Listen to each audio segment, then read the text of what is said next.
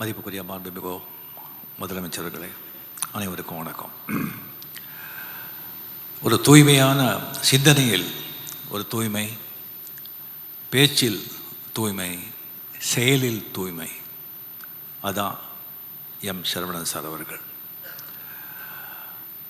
முதல்ல நான் 75 அவர்கள் ஷூட்டிங்கு ஏவிஎம் ஸ்டுடியோவில் ஷூட்டிங் பண்ணிகிட்ருக்கோம். அப்போ ஒரு பெரியவர் முன்னால் போயிட்டுருக்காங்க. ஒரு வேஷ்டி, ஒரு ஜிப்பா, ஒரு துண்டு போட்டு, பின்னால் ஒரு கை கட்டி வெள்ளை ஷர்ட்டு வெள்ளை பேண்ட் போட்டு போயிட்டு இருந்தார். அப்போ கமல் சார் எனக்கு சொன்னார், அவர் தான் ஏவிஎம் செட்டியார் சார், அவர் பின்னாலே போகிறவர் தான் சரவணன் சார் அப்படின்னு சொல்லி.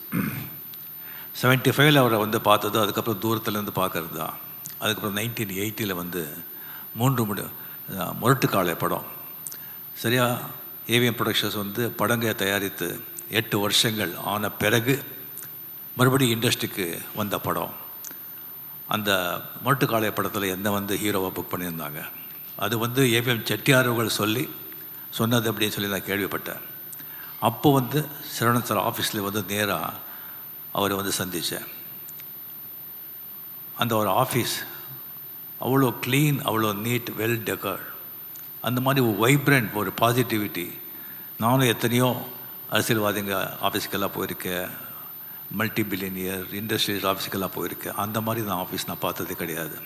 அந்த ஆஃபீஸில் போனவங்களுக்கெல்லாம் தெரியும் எப்படி இருக்கும் சரவணன் சார் ஆஃபீஸ் அப்படின்னு சொல்லிட்டு.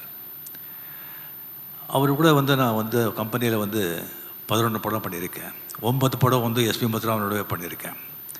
ஒவ்வொரு படத்துலேயும் கதை நம்ம கேட்கவே வேண்டாம், எல்லாமே அவரே ஃபுல்லாக ரெடி பண்ணி எந்த ஆர்டிஸ்ட்டுக்கு எந்த மாதிரி படம் பண்ணணும், எந்த மாதிரி கதை பண்ணணும், அவங்க ஃபேன்ஸ் என்ன விரும்புகிறாங்க, அது சக்ஸஸ் ஆகிறதுன்னு எப்படின்னு சொல்லிவிட்டு எல்லாம் அனலைஸ் பண்ணிவிட்டு அந்த ஸ்க்ரீன் ப்ளேயும் பண்ண வச்சுட்டு அந்த ஆர்டிஸ்ட்டுக்கு எந்தெந்த கேரக்டருக்கு என்னென்ன பண்ணணும்னு சொல்லிட்டு இது பண்ணி மியூசிக்கில் இருந்து எடிட்டிங்கில் இருந்து எல்லாத்துலேயும் அவர் கை இருக்கும்.